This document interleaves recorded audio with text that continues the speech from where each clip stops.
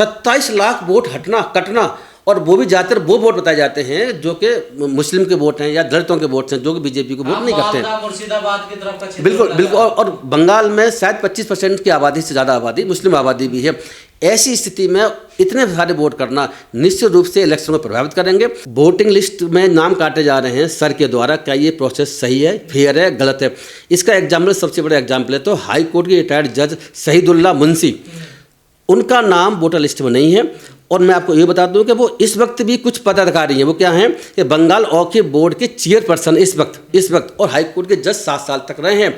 ऐसे व्यक्ति का बंगाल की वोटर लिस्ट से नाम काट देना और जुडिशियल स्क्रूटनी के बाद भी नाम कटा है उनका, उसके बाद भी नाम जोड़ा नहीं गया है। तो आप सोचिए कि जब इनका नाम कट सकता है तो किसका नाम नहीं कट सकता? तो इसका मतलब ये ऐसे है कि पूरी प्रक्रिया जो है वो फॉल्टी है, वो गलत है। देखिए ऐसा है, 27 लाख वोटर्स जो है उनके नाम जुडिशियल स्क्रूटनी के बाद गायब हैं। पश्चिम बंगाल में आपको पता ही इलेक्शन होने वाले हैं, 2 हफ्ते के अंदर शुरू हो जाएंगे। तो ऐसी स्थिति में 27 लाख वोटर्स को वोट देने के अधिकार से वंचित कर दिया गया है। और ये जो वंचित करना, ये एक तरह डेमोक्रेसी पे कलंक है। हमारे देश में डेमोक्रेसी बची कहाँ? डेमोक्रेसी में कंसेप्ट ही यही है कि डेमोक्रेसी में वोट देने का अधिकार है। बाबा साहब ने कहा कि हर व्यक्ति को वोट देने का अधिकार है, एक वोट और एक वैल्यू एक व्यक्ति की। तो उस स्थिति में वोटर सबसे बड़ा राइट है किसी व्यक्ति का, और अगर वोट देने से वंचित रह जाएगा तो फिर डेमोक्रेसी को हम डेमोक्रेसी क्या कह सकते हैं? ये संवैधानिक व्यवस्था का बहुत बड़ा उल्लंघन है। और अभी जो कल जो चीफ जस्टिस के साथ दूसरे जजेस बैठते हैं, जो जस्टिस जोमाला बागची, उन्होंने जो बात कही है वो तो बड़ी चिंता की बात है। और सोचने की बात ये भी है कि ऐसे जजेस सुप्रीम कोर्ट में ऐसे कमेंट करेंगे। मामला क्या था? मामला ये था कि SIR जो चल रही है पश्चिम बंगाल में फिलहाल, उसकी बात कर रहे हैं। तो वहाँ पर करीब 60 लाख वोटर्स को तो पहले ही उसमें नाम हटा दिया गया है कि वो कहीं और जा चुके हैं या मर गए हैं, इस तरह की बात है। उसके अलावा 60 लाख वोटर्स और भी हैं, उनको कह दिया कि इनके नाम में स्पेलिंग गलत है या कुछ और गड़बड़ है, जिसकी वजह से उनको डिलीट कर दिया गया था उनके नाम को। उसकी टोटल लिस्ट से 60 लाख और है, 60 लाख अलग हो गए, 60 लाख ही है। टोटल लिस्ट से इतने लोगों के नाम गायब, 60 लाख तो पहले खत्म हो गए, अब 60 लाख के नाम और गायब हुए। नाम गायब ऐसे हुए कि इलेक्शन कमीशन का कहना यह है कि इनमें 60 लाख वोटर ऐसे वोटर्स हैं जिनके नाम मैच नहीं कर रहे हैं, या पिताजी का नाम मैच नहीं कर रहा है, या डॉक्यूमेंट नहीं है, जो भी स्थिति है। उसके बाद ये सुप्रीम कोर्ट में भी केस चल रहा है, बिहार के इलेक्शन के समय से चल रहा है। तो कहना ये था कि भाई इतनी जल्दी क्या है, धीरे धीरे प्रक्रिया, लंबी प्रक्रिया है, थोड़ा समय दीजिए, बाद में कर लेना। लेकिन ऐसा नहीं हुआ, सुप्रीम कोर्ट में नहीं माना और SIR का बंगाल में चल रही है। लेकिन अब पोजीशन क्या है कि उन 60 लाख वोटर्स जो जिसके नाम मिसमैच हो रहे हैं, उन वोटर्स के लिए जजों को लगाया गया कि भाई जज जुडिशियल स्क्रूटनी करेंगे और जज देखेंगे कि क्या इसमें नाम सही रीड किए गए हैं, सही गलत किए गए हैं। तो 500 जजों को बंगाल से और शायद 200 जजों को बंगाल से बाहर से बुला करके करीब 700 जजेस इस काम में लगाए गए हैं। तो ये लगाया चीफ जस्टिस ऑफ इंडिया की बेंच जो है इस वक्त, और जस्टिस जोमाला बागची की बेंच है। उन जजों ने कहा कि भाई अगर हम सरकार में और इलेक्शन कमीशन एक दूसरे विश्वास नहीं कर रहे हैं तो हम जजों को अपॉइंट कर देते हैं, जज इसमें काम करेंगे। तो बंगाल के 500 जजों को लेकर के इस काम के लिए लगाया गया और बंगाल के जज स्क्रूटनी कर रहे हैं पेपर्स की। आप देखो ना, ये सुप्रीम कोर्ट को दिखना चाहिए। देखो सुप्रीम कोर्ट क्या करता है, आपको इलेक्शन कमीशन ने पता होगा, इलेक्शन के दौरान वो कहता है कि टीचरों की ड्यूटी भी लगाई जाए, क्यों कि बच्चों की पढ़ाई खराब होगी। अब यहाँ पर जजों की ड्यूटी लगाई गई है, तो 500 जजेज बंगाल से वो अपना न्यायिक कार्य ना करके वो क्या काम कर रहे हैं कि पेपर चेक कर रहे हैं, इलेक्शन कमीशन काम कर रहे हैं। संविधान में ये मेरे हिसाब से पूरी तरह से अनकॉन्स्टिट्यूशनल, इलीगल है। जुडिशियल ऑफिसर्स को एग्जीक्यूटिव वर्क नहीं दिया जा सकता और देना भी नहीं, इस तरह देना भी चाहिए।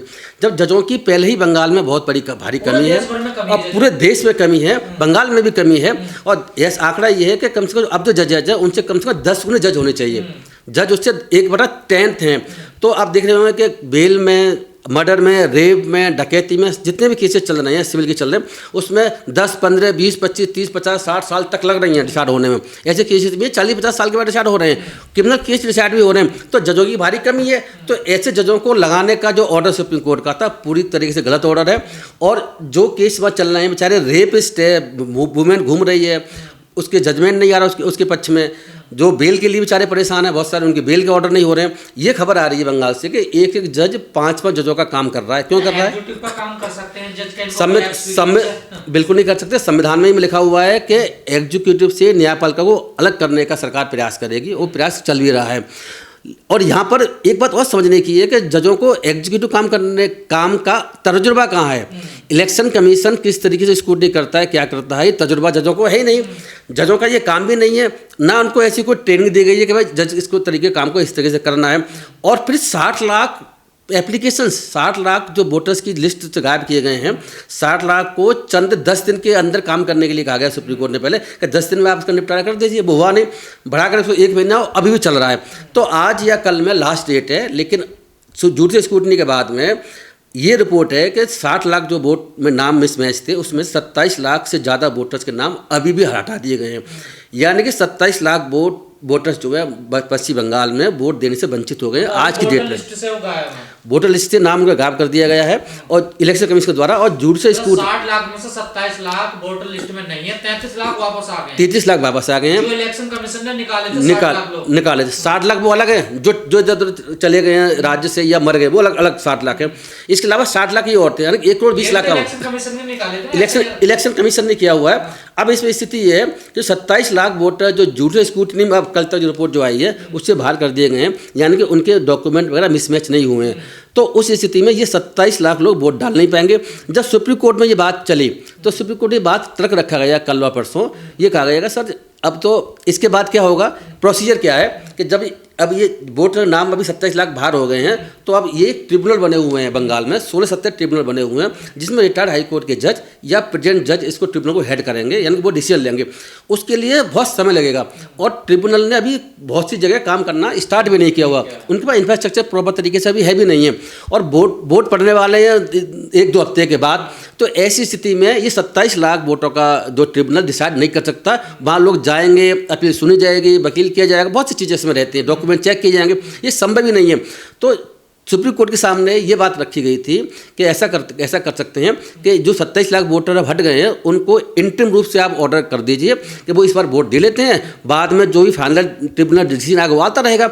लेकिन सुप्रीम कोर्ट के जो जस्टिस जोयमाला बागची ने कहा है, मैं आपको दोबारा बताता हूँ कि एग्जैक्ट क्या कहा है। उन्होंने कहा है कि यदि कोई ही वोट देने से इस इलेक्शन में वंचित हो जाता है तो इसका मतलब ये नहीं है कि हमेशा के लिए उसका राइट खत्म हो गया।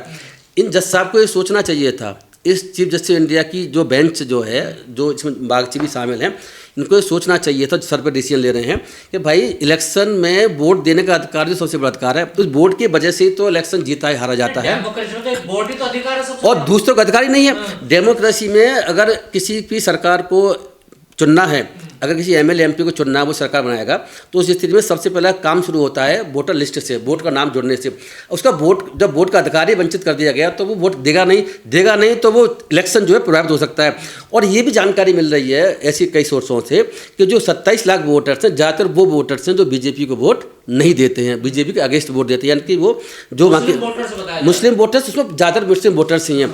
तो ऐसी स्थिति में इलेक्शन को ये वोटर्स प्रभावित करेंगे और इलेक्शन प्रभावित करेंगे तो ममता बनर्जी बहुत होता है, किसी भी राज्य के लिए बहुत होता है।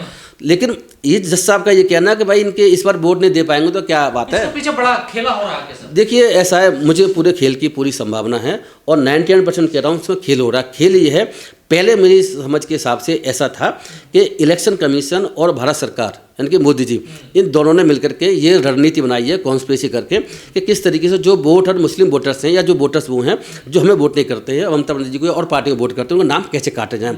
इस षड्यंत्र के तहत ये काम मुझे लगता है शुरू हुआ और शुरू होने के बाद में सुप्रीम कोर्ट पिक्चर में आता है, लेकिन सुप्रीम कोर्ट भी अपनी ड्यूटी को नहीं निभा पा रहा है। जैसे उसके कमेंट आ रहे हैं, जिस तरीके से वो उनको रोक नहीं रहा, इंटरिम वोटर को जोड़ने की ऑर्डर नहीं कर रहा। अगर वोटर का डिसाइड आप अभी नहीं कर सकते, आप अगर ट्रिब्यूनल में जाने में समय लगेगा और ट्रिब्यूनल डिसाइड करने में समय लगेगा तो या तो आप चुनाव को आगे बढ़ा दीजिए। सुप्रीम जल्दबाजी क्या सर इतनी? जल्दबाजी ये है कि ममता बनर्जी की सरकार कैसे सत्ता में ना आ पाए और ये चुनाव में फिर चुनाव नहीं कह सकता हूँ। अगर इलेक्शन का रिजल्ट कुछ भी आए, 27 लाख अगर वोट देने वंचित रह जाएंगे तो इस इलेक्शन को फेयर बिल्कुल भी नहीं कहा जा सकता। ये संविधान का बहुत बड़ा इसमें उल्लंघन है। ये एसआईआर विवादों में क्या आखिर साफ तरीके से क्यों नहीं चुनाव आयोग इसको कर रहा? लगातार सवाल खड़े हो रहे हैं। चुनाव आयोग सरकार से मिला हुआ है, इसीलिए ऐसा नहीं कर रहा है। चुनाव आयोग चाहता है कि जो विपक्षी पार्टियों की जहाँ सरकारें हैं उनके वोट कम पड़े, वोट कैसे काटे जाए, ये एक षड्यंत्र के तहत काम चल रहा है। ठीक कह रहे हैं। मेरे हिसाब से राहुल गांधी और बाकी बच्ची पार्टी जो वोट चोरी की आरोप लगा रहे हैं वो सही आरोप लगा रहे हैं। तरह तरह के उन्होंने हथकंडे अपना लिए हैं। एक हथकंडा वोट यही भी है SIR के माध्यम से, और अगर वोट आपका अगर उसमें वोटर लिस्ट में आ भी गया है तो आपने देखा होगा कि वो बंदूक दिखाकर पुलिस वाले मुस्लिम वोटरों को वोट देने से रोक देते हैं। अगर ऐसा भी हो गया तो फिर क्या करते हैं कि DM जो है अपने इलीगल काम करके कुछ वोटर्स के नाम को उसमें से वोट को गलत साबित खराब कर देता है ऐसा। और वोटर लिस्ट में वोटिंग लिस्ट सुप्रीम कोर्ट क्यों नहीं समझ रहा है बड़ा षड्यंत्र रचा जा रहा है वोटरों के साथ? मुझे तो ऐसा लगता है कि सुप्रीम कोर्ट भी इनसे मिला हुआ है भाई। जब जो सुप्रीम कोर्ट अपने डिसीजंस हैं जो आ रहे हैं, सुप्रीम कोर्ट ये नहीं समझ पा रहा कि अगर एक वोट भी अपने वोट देने से वंचित रहता है वोटर तो उसका ही फंडामेंटल राइट का वायलेशन हो रहा है और वोट प्रभावित हो सकता है। आपको पता होगा कहीं 100 वोटों से 50 वोटों से हार जीत हो जाती है। 27 लाख वोट कटना, और वो भी ज़्यादातर वो वोट बताए जाते हैं जो कि मुस्लिम के वोट हैं या दलितों के वोट हैं जो कि बीजेपी को वोट नहीं करते हैं। मुर्शिदाबाद की तरफ का बिल्कुल। और बंगाल में शायद 25% की आबादी से ज़्यादा आबादी मुस्लिम आबादी भी है। ऐसी स्थिति में इतने सारे वोट करना निश्चित रूप से इलेक्शन को प्रभावित करेंगे और इससे ममता बनर्जी की सरकार को जो वोट नहीं मिल पाएंगे। हाँ, ये आप ये देखिए। अब सबसे पहले आप ये समझिए कि आखिर जो है ये क्या इशू है। क्या ये जो वोटिंग लिस्ट में नाम काटे जा रहे हैं सर के द्वारा, क्या ये प्रोसेस सही है, फेयर है, गलत है? इसका एग्जाम्पल, सबसे बड़ा एग्जाम्पल है तो हाई कोर्ट के रिटायर्ड जज शहीदुल्लाह मुंशी, उनका नाम वोटर लिस्ट में नहीं है। और मैं आपको ये बता दूं कि वो इस वक्त भी कुछ पदाधिकारी हैं। वो क्या हैं कि बंगाल वक्फ बोर्ड के चेयरपर्सन इस वक्त और हाई कोर्ट के जज 7 साल तक रहे हैं। ऐसे व्यक्ति का बंगाल के वोटर लिस्ट से नाम काट देना और जुडिशियल स्क्रूटनी के बाद भी नाम कटा है उनका, उसके बाद भी नाम जोड़ा नहीं गया है। तो आप सोचिए कि जब इनका नाम कट सकता है तो किसका नाम नहीं कट सकता? तो इसका मतलब ये ऐसे है कि पूरी प्रक्रिया जो है वो फॉल्टी है, वो गलत है, गलत तरीके से चल रही है। एक बात और बता दूं आपको, खाली हाई कोर्ट के जज का नाम ही नहीं हटाया। हो रहा है कुछ जगह हो सकता है कि गलती से हुआ हो, लेकिन मैक्सिमम जगह पर ऐसा देखने को मिल रहा है कि जानबूझ के काम किए जा रहे हैं कि जो वोटर्स बीजेपी को वोट नहीं करते उनके वोटरों से कैसे वंचित किया जाए। ये मेन बात। मैं एक बात बता दूं, एक और इश्यू बताऊं आपको जो बड़ी इंपॉर्टेंट है, जो हमें समझने का है कि एक चीज़ इससे इम्पोर्टेंट ये है कि वेस्ट बंगाल में एक और चीज़, एक कांग्रेस का कैंडिडेट था, उसका नाम उसमें नहीं था, वो सुप्रीम कोर्ट जाता है तो सुप्रीम कोर्ट जो है वहाँ पर कहता है कि भाई जो ट्रिब्यूनल बना हुआ है इसका तुरंत डिसीजन ले। तो ट्रिब्यूनल ने डिसीजन लिया और ट्रिब्यूनल ने पहला एक ऑर्डर आया वो ट्रिब्यूनल का जिसमें कहा है कि आधार कार्ड में जो नाम है उसके हिसाब से आधार कार्ड को माना है उन्होंने और कहते हैं नाम गलत डिलीट किया गया था। जुडिशियल स्क्रूटनी के बाद उनका नाम तुरंत जोड़ने की सिफारिश उन्होंने करी है। अब वो अपना इलेक्शन लड़ सकता है। तो आप ये देखने वो तो कोई जो सुप्रीम कोर्ट चला गया या जिसमें बेचारे जो कैंडिडेट था कांग्रेस का चला गया, आम आदमी कैसे जाएगा? आम आदमी कहाँ सुप्रीम हाई कोर्ट जाएगा? और फिर उसकी इतनी जल्दी सुनवाई कहाँ होने वाली है जब ट्रिब्यूनल अभी बहुत सी जगह कॉन्स्टिट्यूट होकर काम करना शुरू भी ढंग से नहीं किया हुआ है। तो संभव ही नहीं है कि जल्दी से जल्दी 2-3 दिन के अंदर जो है वो डिसीजन आ जाए। तो जो इलेक्शन होने वाले हैं 10-15 दिन के अंतराल में, तो वो इलेक्शन प्रभावित होंगे और मुझे पूरी उम्मीद है कि ये इलेक्शन फ्री एंड फेयर नहीं हो सकता। वोट चोरी का आरोप जो लगाया जा रहा है बच्चे पर बिल्कुल सही है और ये असंवैधानिक प्रक्रिया है। और मुझे तो ऐसा लगता है, जैसे मैं पहले भी कह चुका हूँ, कि या तो ये जो इलेक्शन है इनको टाला जाए बंगाल के, जब तक कि ट्रिब्यूनल डिसीजन ना दे दे तब तक टाला जाए। उसके अलावा या फिर ऐसा किया जाए जैसे कल बात रखी गई थी कि भाई इसमें इंटरिम रूप से इनको परमिशन दे दी जाए सुप्रीम कोर्ट के द्वारा कि कोई बात नहीं, इंटरिम ये वोट दे सकते हैं, बाकी बातें निपटा जाए। लेकिन ऐसा नहीं हो रहा। तो ये सुप्रीम कोर्ट की मंशा पर भी सवाल उठता है इस वजह से।